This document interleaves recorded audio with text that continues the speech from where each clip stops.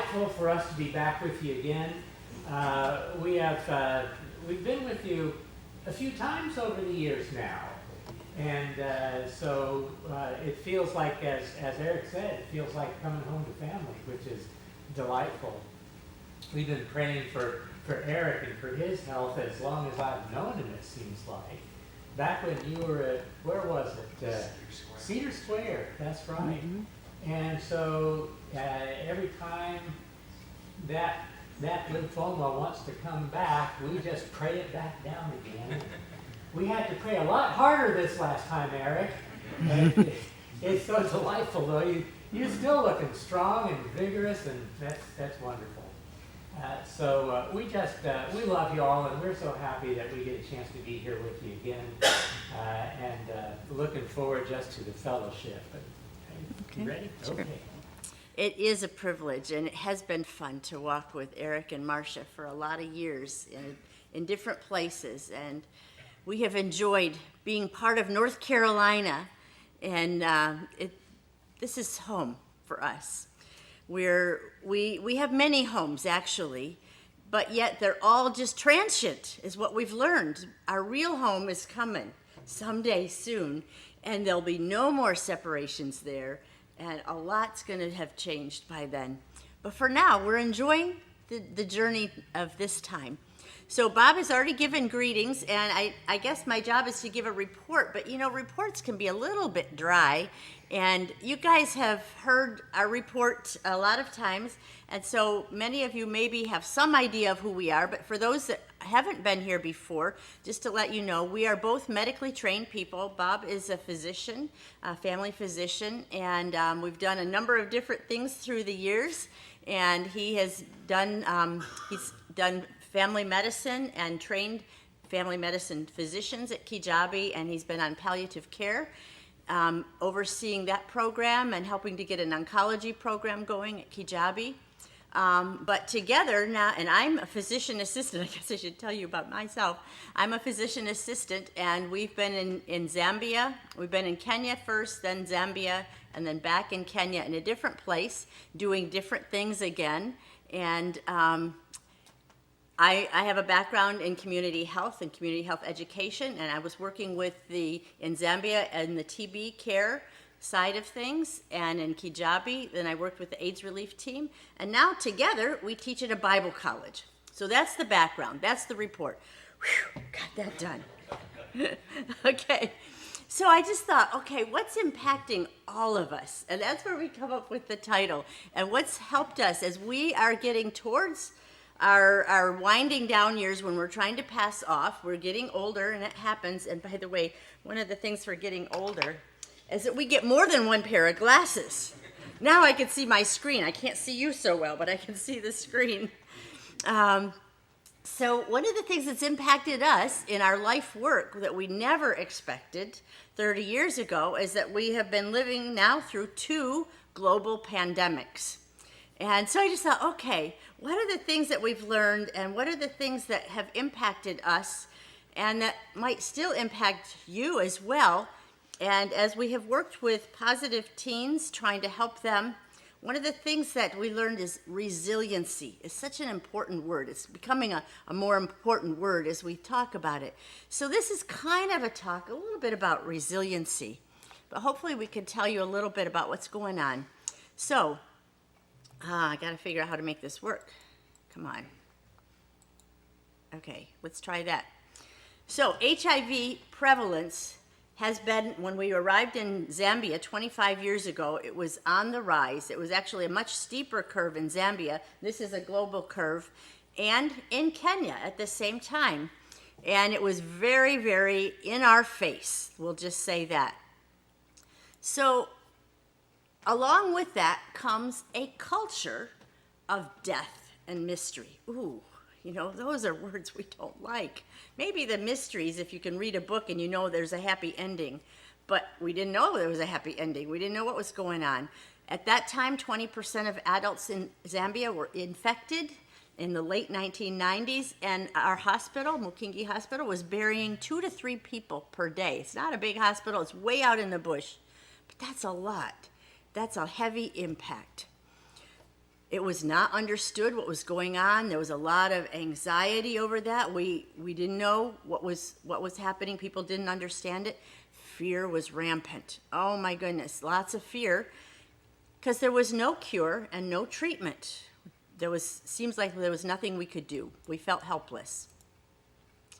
Medical care facilities were overwhelmed because there were just too many people, a lot more people coming in for different things, not just end-stage AIDS, but there was other diseases that came with it, opportunistic infections. And the number of caregivers, the number of even trained caregivers, nurses, physicians, all kinds of ancillary medical people, was declining because they were impacted, or their families, and they had to stay home and take care of families, and there were not enough people being trained to replace them. So the numbers of medical care providers, the number of teachers, the number of people in our business offices, in government offices, a lot of people were missing because they were home either sick or caring for somebody who was sick, and we couldn't replace them. Medical caregivers at home were overwhelmed with the amount of work and didn't know what to do. Supplies were in short supply. Orphans. We had in Zambia, it was estimated, 1 out of 3 children orphaned. That's huge. 1 out of 3. And so you think of how many children are in your families or your meetings, and you look at that, a third of them. Wow. That orphans were defined as losing one or both parents, not necessarily both, because if they lost even one, they were just as vulnerable to all the issues as if they lost both.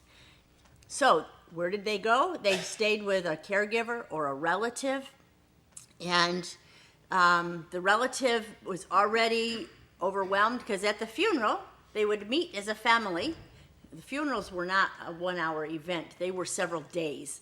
And people would just get together, and the family would get together and talk about, okay, what's going to happen with the property? What's going to happen with the children? And they'd be divided up, not necessarily concerned about what happens with the welfare of the child, but who's going to care for them. And so families were separated, brothers and sisters, and those families were already overburdened. Many households were headed by a child. If the siblings were old enough, they would try to keep the younger ones together so they could stay together if they were allowed to stay on the family land or given something. So that meant those families were very challenged. Educational fees were difficult, so a lot of them didn't get to go to school. Love and care, well, that was not necessarily always a given for those who were orphaned. Some of them were in homes where they were clearly made to understand they were not really loved. They were made to understand that we're here to take care of you, and some of them were reduced to slavery. Others were cared for well, so we can't say it's all, because there were some families that really were wonderful in taking in all these orphans and caring for them as their own. But these orphans struggled for identity. When I heard one write a story about how did he think about himself? He could never say, well, I look like my dad or my mom, or I have this characteristic or that, because he didn't know his mom or dad. He didn't know how he fit into any structure. He had been shifted from place to place. So he had no sense of identity, which is important in African culture, as it is here. So some of these kids became what we call prey. Child-headed households where girls were not adequately protected. It would be easy for somebody to come along and take advantage of her. She'd become pregnant. Now she was caring for younger siblings plus her own baby. Some of these children were caring for dying parents.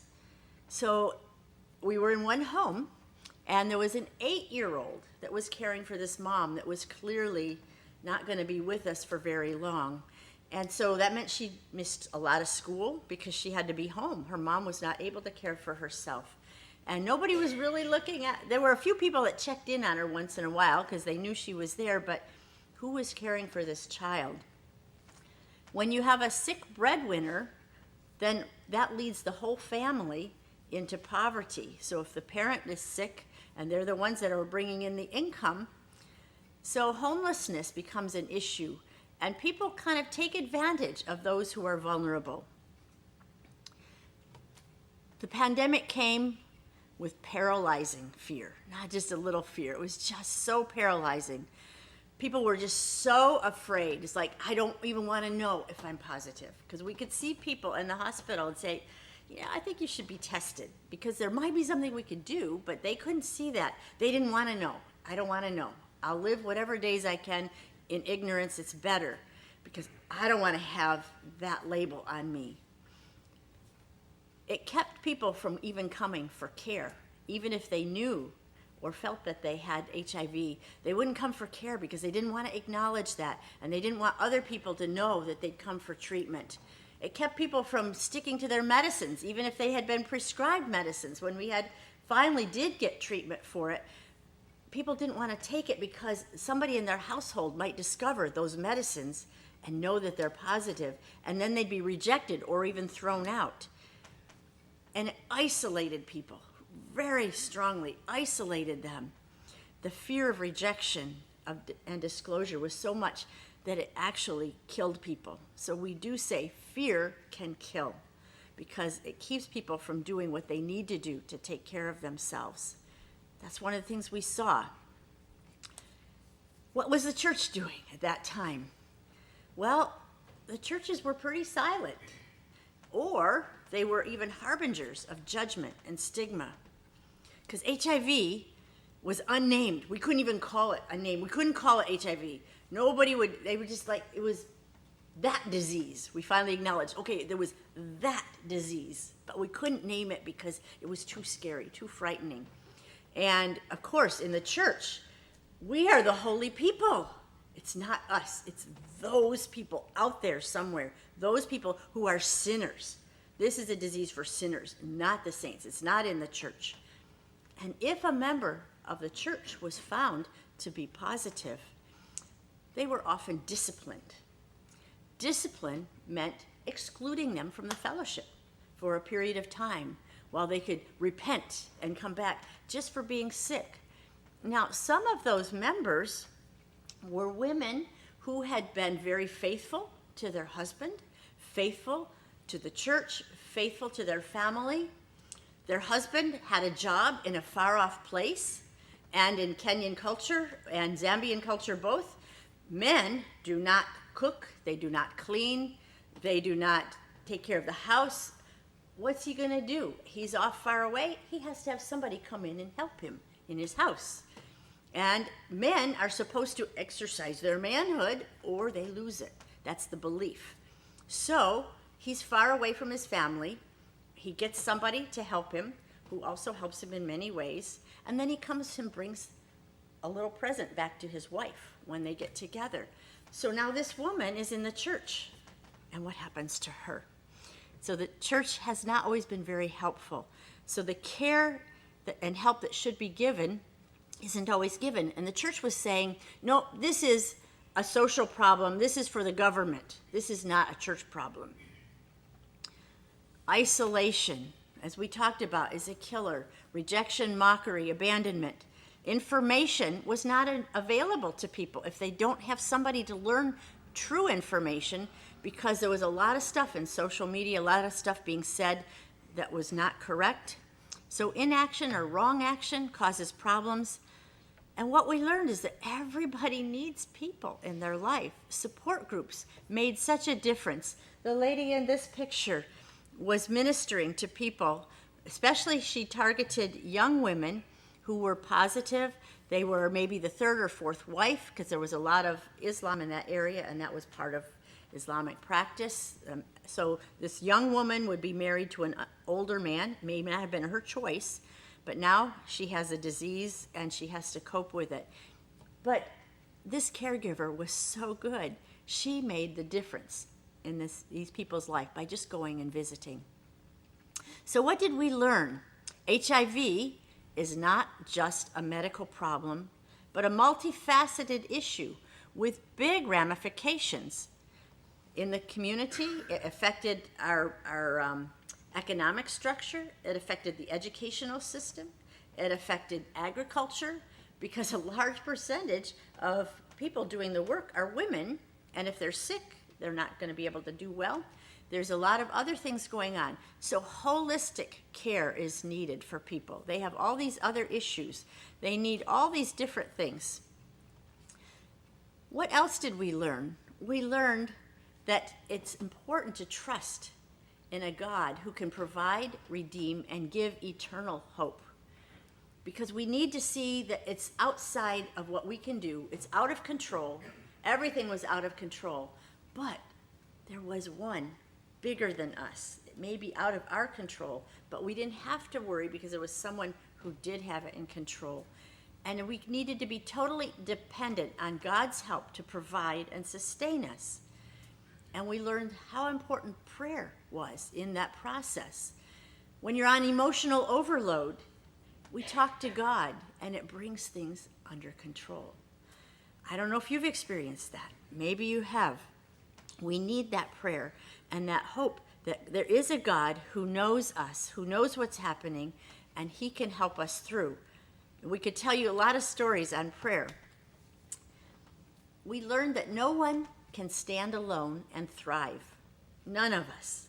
We need people. We have to work together in community. When we isolate everybody, when everybody feels isolated, we can't manage. But we also learned during HIV that the church has the very best platform to be that agent of redemption and hope and renewal, the one that can pull people together, the one that can help us address all those issues. We also learned that everyone has value in the eyes of God. Sorry, I haven't been telling you when to turn this. Click a couple more times. No, go back. I guess it didn't. Sorry, we animated this, and apparently when we put it on a thumb drive, it didn't work. Okay, I'm sorry. The other thing we learned is that everyone has value in the eyes of God, no matter what their background or past behavior. God values them because Christ died for them as they are. For we are all sinners, every one of us. And there's not one sin that's worse than another sin. We're all sinners in the need of God, and God loves sinners as much as saints. Okay, you can click again, and I'm sorry, I should not have animated these because it doesn't carry over, I guess, when you try to transfer it. The other thing we learned is silence only promotes shame, stigma, and injustice. And we learned it's the duty, the responsibility of the Christian to speak out on behalf of those who cannot speak for themselves. Who will speak for them if we as believers in God will not speak? If we remain silent, which we did early on, it implies consent to whatever's going on, or that it doesn't matter. We need to be advocates for the voiceless. It's part of who we are as believers. As pastors learned to speak out on behalf of others and give them a platform to speak, it made a big difference in many of these churches and communities where they could say, this church is a place for us. This church understands us, and we are welcome here, and we can find grace and mercy and hope here. So pastors finally started getting it. We are agents of that hope. Caring for neighbors is another thing we learned. It's the only way. The job is too big. HIV was too big for all of us. And at that time, we couldn't even wrap our minds around it. With those numbers and statistics, you can imagine. But if we care for the neighbors, the people that are right around us, and if we do that and somebody else cares for their neighbors and we all start caring for our neighbors, we can see things change. We can impact the whole community, and it will transform the community. Next slide. We learned that spiritual renewal is as important as medical treatment. I animated this one too. I'm sorry. But we need spiritual renewal. It's not just a medical thing, it's not just a social thing. We are whole people. And the spiritual can underpin all of the other things. It's needed to restore relationships. Everybody needs their relationship to God restored and their relationships to others. HIV was known to be a disease of broken relationships. Individuals are wounded and they need restoration, but hope is a powerful, powerful healer. We saw situations where we just thought, oh man, this is impossible. And I would look at it and say, I don't know what I can do. I honestly couldn't think of things to do. When people would come to me at my door and ask for help, and I just kind of like, I don't know. But let's talk to God about it. And we bring it to God, and we give them hope that, there is a God. I don't know what to do. I don't have the resources that you need, but let's talk to God and to see what happened as a result of that. Did that one time, and after this lady left, I felt like, wow, that was really limp and really weak. And I just wept. It's like, God, what did I just do? I just told her, yeah, go and be healed and be well when she's hungry and when she needs this. And she came back 4 days later, and I thought, oh no, here she is again. What am I going to say this time? And she came and said, you know what? I just wanted to tell you what happened after your prayer. And then she told how the whole problem had been resolved. She just needed hope that there was an answer, there was a solution, and it came, and she found it. That's important. Another slide. We learned something about grief. When someone's grieving, the most important thing and the most important gift we can give them is presence. In Zambia, especially, even in Kenya it's true, but in Zambia, people would just come together around the bereaved, and we'd just go into a room, and you'd find a little place to sit, and we'd all sit on the floor in silence. Just sit, maybe for an hour, 2 hours. Some people were there for a long time. And there was something healing about that. We didn't have to say anything. We didn't have to have right words, because sometimes there weren't right words. There was nothing to say, but to be with that person, to let them know they're not alone. That was important, and that brought some sense of comfort and healing. We also learned the importance of sensitivity to the needs of all who are bereaved, because sometimes we just look at the one person, but there's a family, there's a whole community that are grieving. And one of the people that got forgotten often are the kids. This little girl lost her mom. She had lost her dad long before. She'd never known her dad. And when I went to visit the family, this little girl had been pretty much ignored, but she saw me because she sat on my lap in church. And so she saw me. She just came and she sat on my lap. Didn't move a muscle. I mean, this girl's kind of usually active, and I always had to entertain her in church. But she came and she just sat. It's like, wow, who's going to minister to these kids? Because often they are sent away. So we learned something about grief and how to grieve with people. We learned that everybody has something to contribute.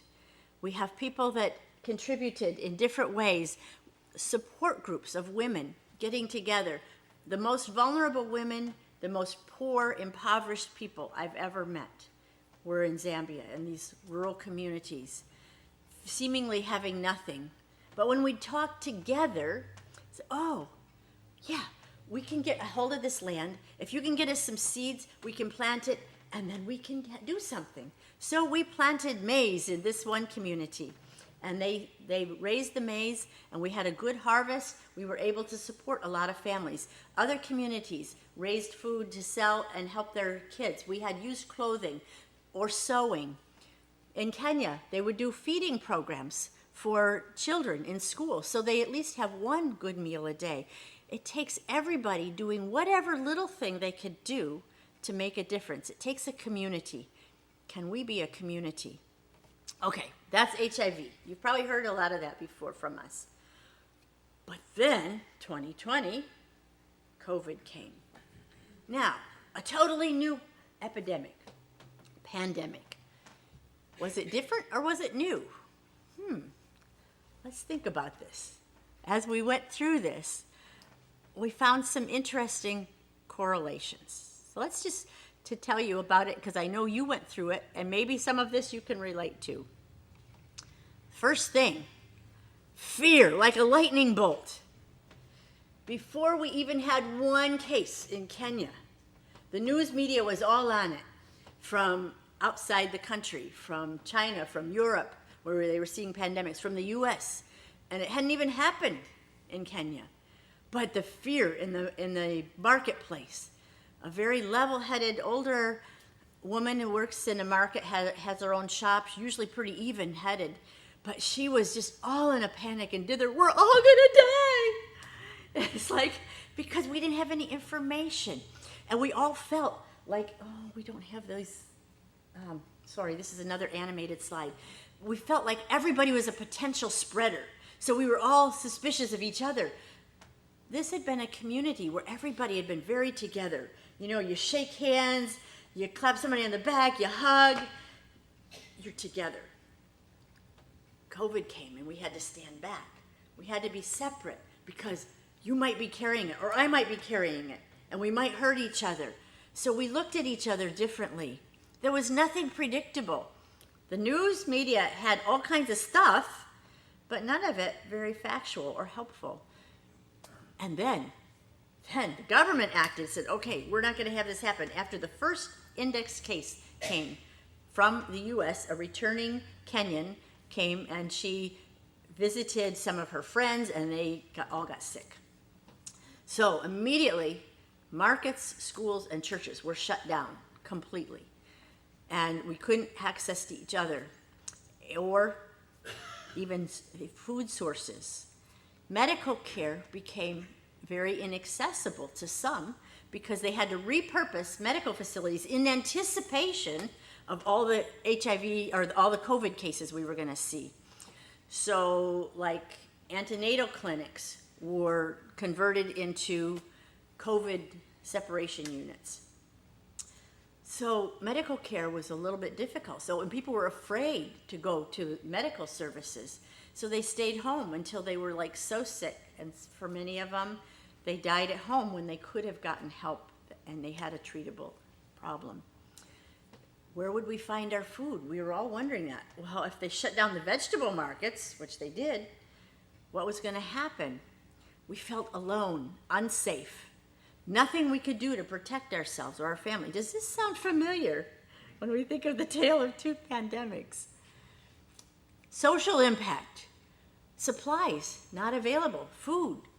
People lost their jobs. All these people who had small businesses and they depended on the market. They depended on being with the other people. They could no longer be there. Industries laid off people because they couldn't provide safe environments. Schools were closed. Oh, that was a big thing. Schools closing. You know, it wasn't like snow days where you have 2 or 3 days. This was over a long period of time.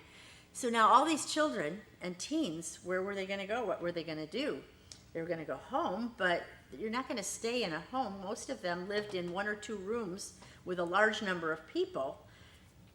So they're on the streets. They're left to their own. Their parents are trying to scratch to find a living.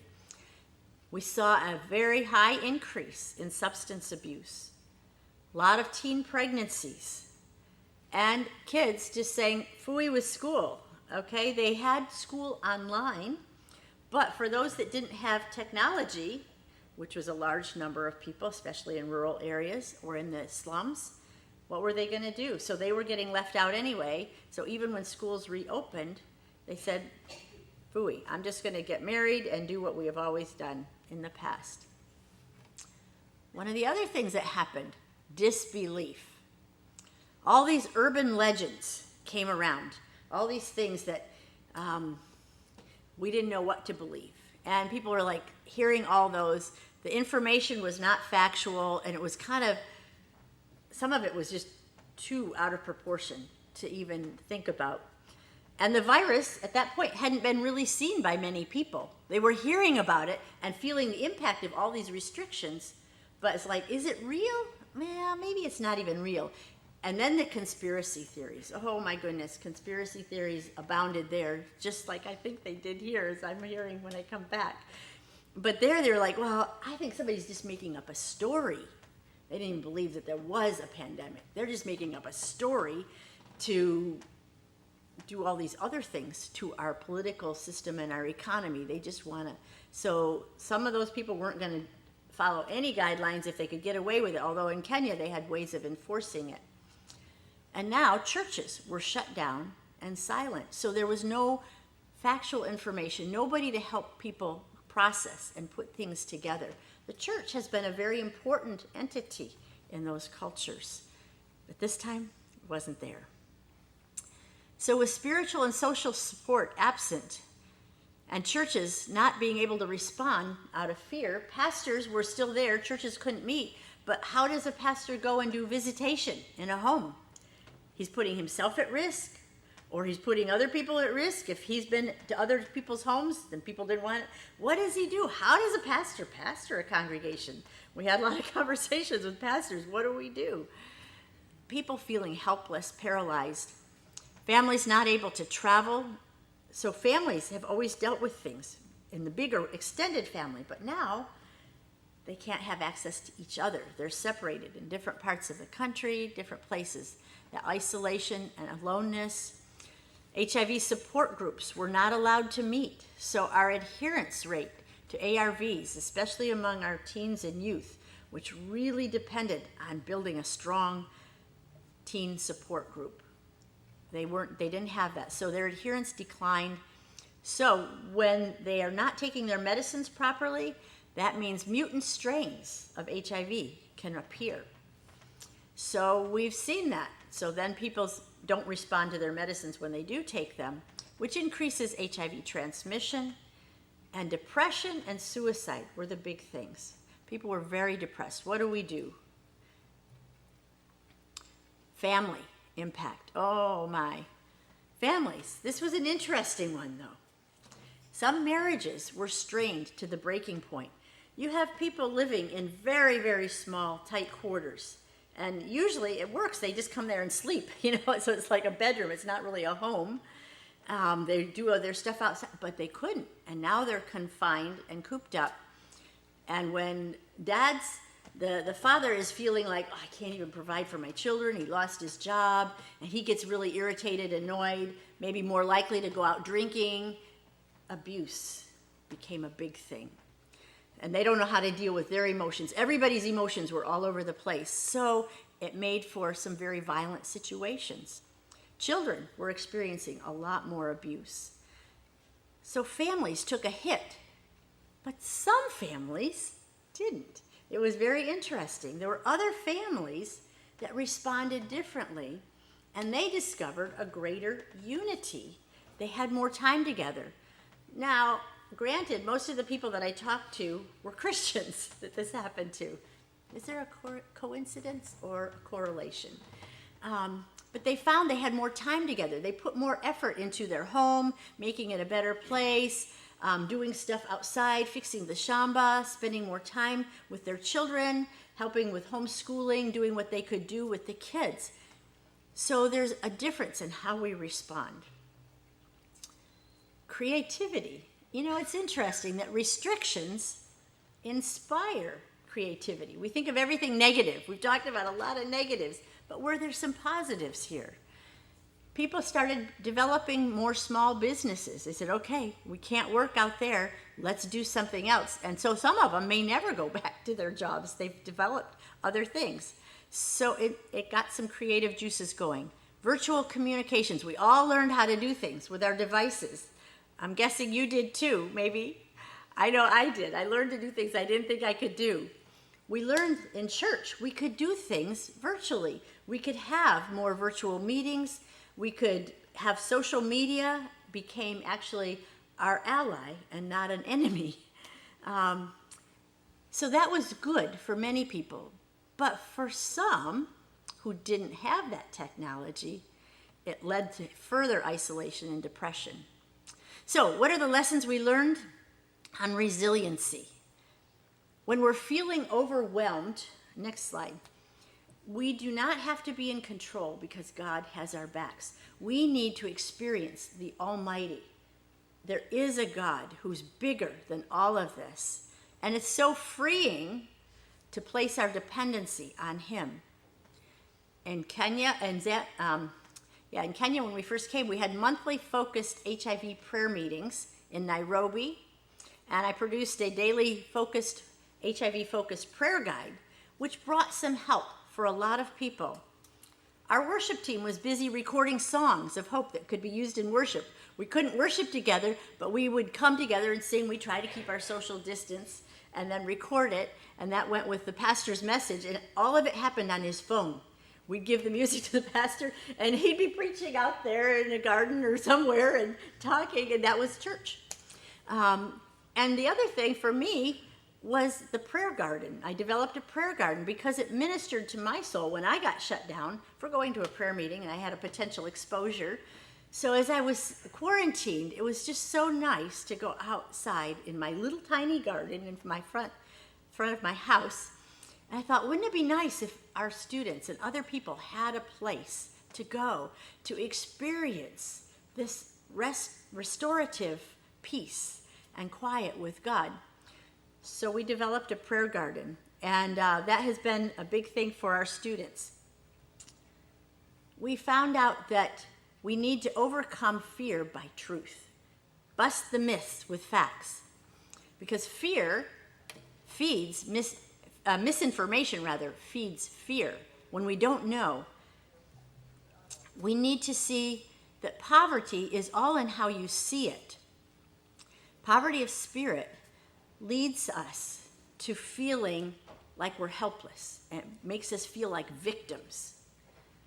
If we could get out of that and see possibilities, so instead of feeling helpless and hopeless and victims, we say, wait a minute, what can we do? Like these women's support groups, this group in the top, they dug a fish pond and they raised fish and made some money. They sold that and they made more fish ponds, and then they kept doing other projects, and they have changed their community. They're not victims and they're not poor. These other women, they didn't even know they wanted to do something for the children, and then they realized, well, they had to have somebody that could keep track of the numbers, and they needed to learn how to read and write. The literacy wasn't there, but that was the beginning. So you start with what you can do. Learn what you can do, and it makes a difference. We learn we need community. Everybody needs a friend. This is the big message, and I think it's a big message for the church. We all need each other. Social media has helped us, but we need to spend time. What can the church do to help people thrive? I'm going to go through these fast. Creativity can reframe our situation. For the teens, HIV-positive teens that were probably on the bottom of the bottom, when they learned we can do things together, we have value, and they could dance and sing together and do things, it reframed things, and they could go on and become leaders. At the beginning of the pandemic, we didn't know what to do. We were shut down.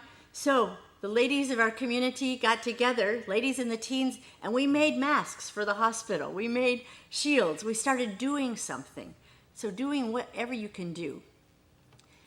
In short, pandemics can help us grow, after all. We are not stuck. Pandemics are hard, and they have a lot of fallout that's not good, but can they make us grow and make us become better? So I don't know about you, but we're ready to say goodbye to fear, loneliness, helplessness, and despair. It's time for us to see God at work, doing wondrous things. He wants to work through you and me as part of his body to make it happen. We can be agents of resiliency.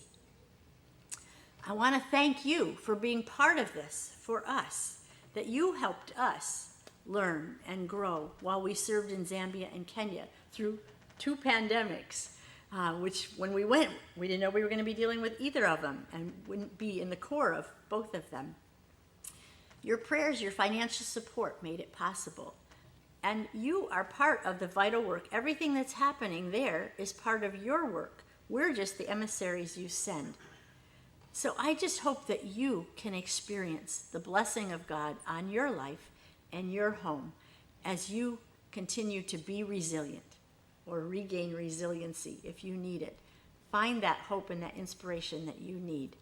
Thank you for blessing us.